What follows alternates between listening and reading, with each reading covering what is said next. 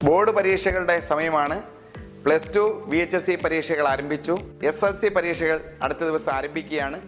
ഈ അവസരത്തിൽ കേരളത്തിലെ ഈ പരീക്ഷ എഴുതുന്ന മുഴുവൻ വിദ്യാർത്ഥികൾക്കും എല്ലാ വിധത്തിലുള്ള ആശംസകളും മാനവീയം നേരുകയാണ്. ഈ അവസരത്തിൽ 1-2 ചെറിയ കാര്യങ്ങൾ മാത്രം പ്രിയപ്പെട്ട വിദ്യാർത്ഥികളെ ഓർമ്മിപ്പിക്കുന്നു. നിർഭയമായി നിങ്ങളെല്ലാവരും പരീക്ഷയ്ക്ക് എഴുതുക.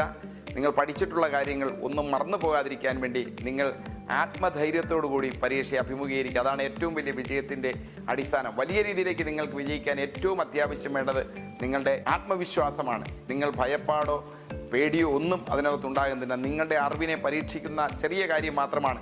നിങ്ങൾക്കറിയാവുന്ന എഴുതണമെങ്കിൽ നിങ്ങൾക്ക് നിർഭയത്വം ഉണ്ടാകണം, ആത്മവിശ്വാസം ഉണ്ടാകണം.